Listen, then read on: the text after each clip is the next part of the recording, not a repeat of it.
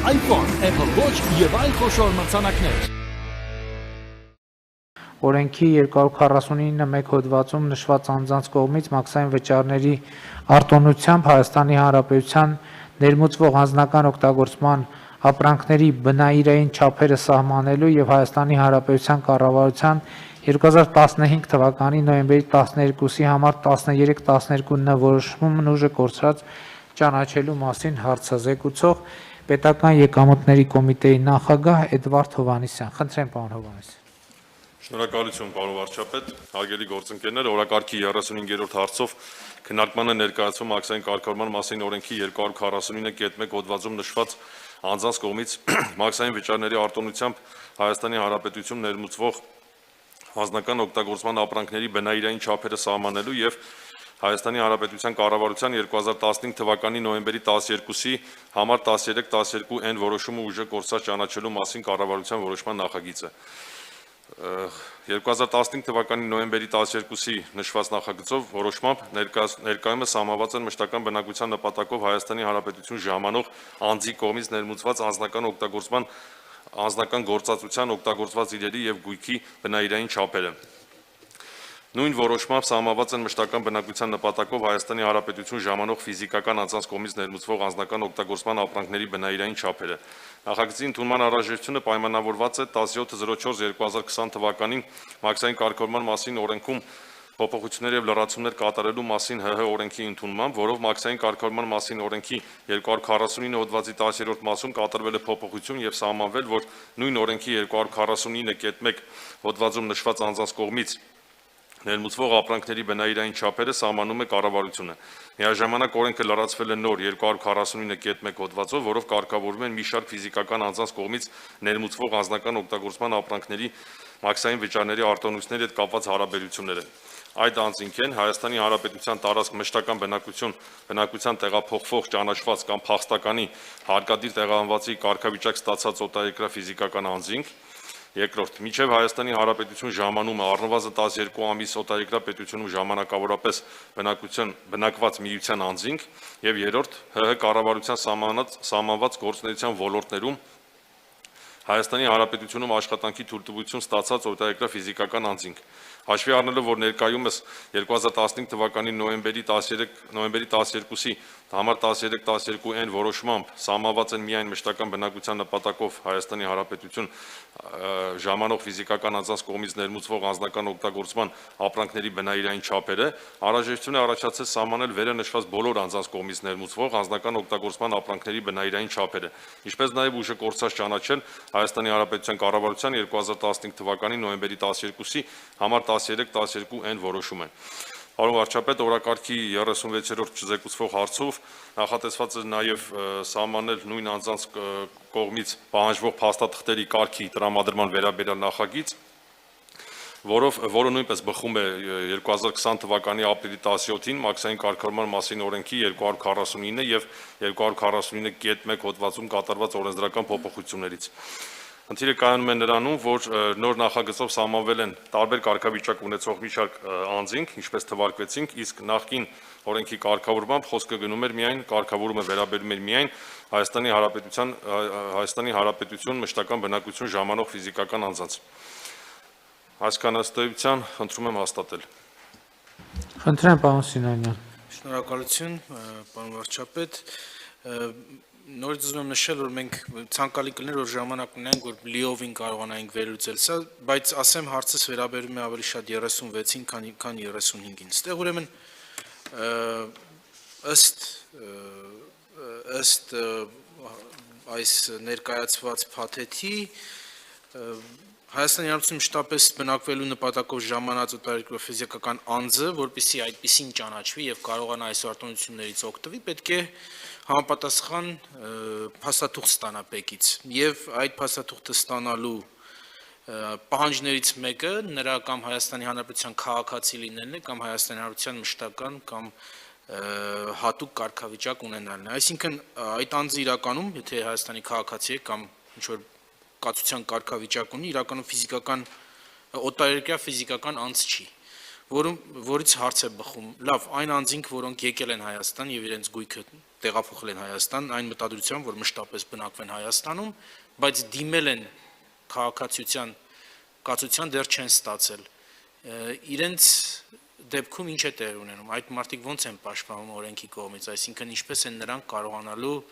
այս նույն արտոնությունից օգտվել, որովհետև իրականում մենք ունենք շատ հայրենակիցներ դուրսը բնակվող, որոնք եւ քաղաքացի են, եւ Հայաստանում բնակչության կարգավիճակ ունեն, բայց հայրենադարձվելու որևէ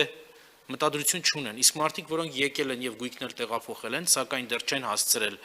այդ 4-ից 6 ամիս տեղող գործընթացով անցնելու եւ ստանալ կարգավիճակ թե քաղաքացիության, թե կացության, փաստորեն մնում են օդի մեջ։ Բայց առաջին ռեակցիան այն է, որ այդ մարդիկ կարող են չստանալ, բայց այդ դեպքում ինչ արնելու։ Այսինքն կարող են քաղաքացիություն չստանալ եւ կացության կարգավիճակ էլ չստանալ, այդ դեպքում գուցե մենք մի ուրիշ նախագիծ ունեինք եւ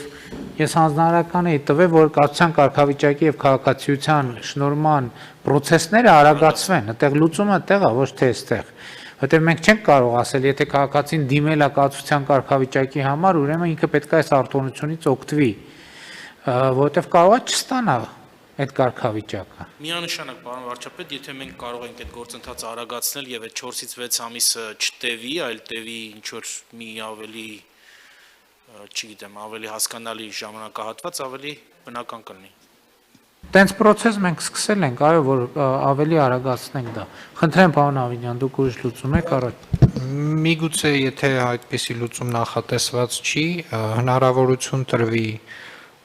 այդ միջանկյալ ժամանակահատվածում, երբ որ չկա կացության կարգավիճակ կամ քաղաքացիություն, վճարել, այսինքն թող վճարումը տեղի ունենա, բայց երբ որ մարդը ստանա կացության կարգավիճակը կամ քաղաքացիությունը, վերադարձի մեխանիզմ ապահովենք, այսինքն այդ ժամանակահատվածում միգուցե այդ տարբերակով էլ լինի լուծել խնդիրը, բայց երևի պարոն Հովհաննիսյանը ավելի մանրամասն կասի, թե ինչ մեխանիզմ է ներդրված եւ ինչ ռիսկեր կան։ Շնորհակալություն։ Պարոն վարչապետ, խնդիրը կայանում է նրանում, որ կառավարության որոշման ներկայացված նախագիծը բխում է հենց մաքսային կարգավորման մասին օրենքից եւ այդպես անձանց կարգավիճակների տարանջատումը արդեն իսկ կարգավորված է օրենքով։ Ըստ էության, եթե մենք հիմա քննարկում ենք տարբեր կարգավիճակի անձանց մասին կառավարության որոշման որոշակի սահմանումներ առանձնացնելու կամ նախատեսելու հարցը, մենք ըստ էության քննարկում ենք օրենքում փոփոխություններ կատարելու հարցը։ Ես նախ կարծում եմ, որ հնչեցված տարբերակը քաղաքացիության հետ կապված ամբողջությամբ տեղավորվում է մշտական բնակության նպատակով տեղափոխված անձ ճանաչված եզրույթի շրջանակներում, որի վերաբերյալ իրավասոր մարմինն է տրամադրում տեղեկանք։ Եվ հաշվի առնելով խնդրի հրատապությունը, քանի որ իրականում մենք քննարկումներ փոխադարձ չենք ունեցել եւ այս առաջարկությունները չեն քննարկվել, հասկանալի հանգամանքներում, ինչպես նշվեց, եւ այս պահին կան մոտավորապես 40 անձինք, ովքեր դիմել են արտոնություն ստանալու խնդրանքով եւ կարգի բացակայության պատճառով 2 եւ ավելի ամիս հնարավորություն չի եղել արտոնություն կիրառել եւ տրամադրել այդ նպատակով ժամանած անձանց անձնական օգտագործման իրերը, ես առաջարկում եմ ներկայացված ձևաչափով ընդունել որոշումը, քննարկումները սեղ ժամկետում կազմակերպել եւ եթե գանք եզրահանգման, որ փոփոխությունների անհրաժեշտություն կա, կգնանք այդ փոփոխություններին արագացված տեմպով։ Շնորհակալություն։ Այո, ես կարծում եմ դա ճիշտ տարբերակ է, որովհետև այդ 40 քաղաքացիներից մի քանիսը ամենօրյա ռեժիմով ինձ նամակ են գրում եւ պետքա չերկարացնել, հետագայում որոշման լավարկման վրա աշխատեք, պարոն Սինանյան, պետեկամուտների կոմիտեի հետ, եթե կգանք, որովհետև եթե օրենքի մեջ չաձևակերպում է, այստեղ չեն կարող շատ բան անել։ Ամեն դեպքում մի հատ նայեք, դա չի այսօրվա ընդունելը չի խանգարում, որ մենք հետագա լավարկման վրա աշխատենք։ Պայմանավորվեցինք։ Շատ լավ, պարոն վարչապետ, շնորհակալություն, նաև այդ քաղաքացիության եւ կարգավիճակի տալու գործընթացների արագացման հետ էլ այդտեղ էլ արդարադատության նախարարության հետ աշխատեք եւ չէ ձեր մոտ է, չէ, պարոն Պարոն վարչապետ, ոստիկանությունը նախագիծ էր մշակե քաղաքացիության միջգերատեսչական հանձնաժողովի հետ աշխատանքների հետ կապված, իսկ միջգերատեսչական հանձնաժողովի բուն ուղղակի կազմակերպչական հարցերով հիմա հնարավոր է հեռակա քվեարկությամբ, այսինքն այդ մարմինների հավաքվելու process-ն ենք կրճատել, Մյուսը մենք նախարարության գործառույթների տեսանկյունից ներկայացրել էինք առաջարկ, որպեսզի այդ փուլը ընդհանրապես չլինի միջգերատեսչական հանձնաժողովի, որտեղ հիմնականում եզրակացությունները տրվում են ոստիկանության կողմից եւ ըստ դրա լինում է քվեարկությունը, ինչը հաճախ ձևական process էր։ Այդ բոլոր աշխատանքները ընթացիկ փուլերում։ Շատ լավ, պարոն Սինանյան, ներգրավեք աշխատանքների մեջ, տեսեք ձեր կարծիքն էլ ասեք, համեցեք։ Շնորհակալություն, պարոն Հովհաննիսյան, այդ 40 անձիկ արդեն Հայաստանում են, թե դիմել են, որպեսզի ծրագրավորեն իրենց Հայաստան գալը։ Եվ Հայաստանում են եւ դիմել են։ Այո։